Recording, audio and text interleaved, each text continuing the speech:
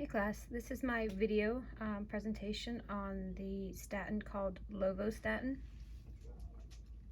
You'll see here on this first slide, this is the molecular shape of lovastatin.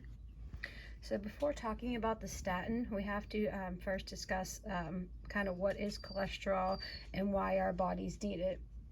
Simply, cholesterol is a fat-like substance. It's made by your liver and also comes from foods we eat.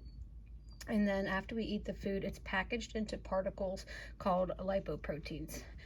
Cholesterol needs these lipoproteins to move throughout your bloodstream because cholesterol is insoluble in water. So to transport it, we have to use the types of cholesterol that I have on this slide here: LDL, which means bad, and HDL, which means good. The reason why they're called good and bad, I've kind of typed up here. LDL simply just means low density versus HDL, that means high density. The LDL delivers the cholesterol to the cells when we need it, but too much of the LDL can build up in our arteries, forming plaque, and that's where bad things can happen, like heart attacks and strokes. But over time, this plaque narrows, and this is when we run into the problems. Like I said before, it's called bad because it carries the cholesterol, making it into plaque. HDL means good simply because it removes it. So it removes the plaque. It removes the cholesterol, and then it's brought back to the liver where the body gets rid of it. So how is this cholesterol made in our body? There's multiple steps to this process, but just some bullet points here. The most important step is this step 1, and here's the reason why.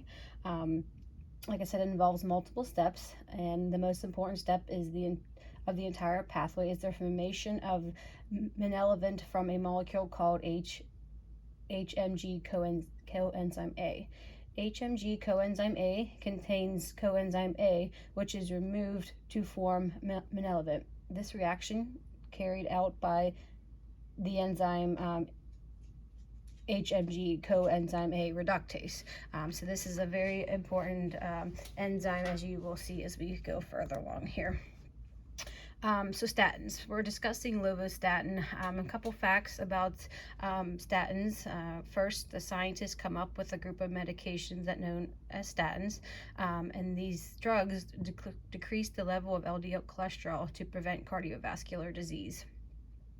The first medication was called Compactin, and it was invented in 1971 by a scientist from the fungus Penicillium, which he had seen some early success in the beginning stages. Because of this success, it prompted other scientists to start creating other medications. So similar medication in its function, but it helped patients because it could treat a wide range of high cholesterol. So if you needed a higher dose of medication, there was a medication for that. If you needed a lower dose, there was different medication for that. So they basically all did the same thing, but in different potency and rates. So lovastatin, how does it actually work? So the thing about lovastatins is statins can also bind to that enzyme I mentioned earlier, HMG coenzyme A reductase, that makes the cholesterol, but it can do this because they both have very similar structures. However, the HMG coenzyme A cannot bind to an enzyme if a statin like lovastatin is occupying the binding site, meaning no reaction can occur and no manelevin can be formed. And this is how statins stop the cholesterol synthesis. So if you're taking the lovastatin, you cannot produce any more of the LDL cholesterol because of that enzyme blocking it. But what does that all mean? So how does stopping cholesterol synthesis using lovastatin affect the LDL cholesterol in your body? To kind of put it briefly, to reabsorb the cholesterol that your liver needs, it begins to express the LDL receptors on the surface, which binds to the LDL particles, internalizing them and breaking them down to obtain that cholesterol that we need. So this process is used with all that free-floating LDL now in the blood. So it will remove that LDL cholesterol in your blood, resulting in lower LDL cholesterol levels, thus reducing the risk of chances of developing plaque and cardiovascular disease. So I hope that helped. I hope that was informative.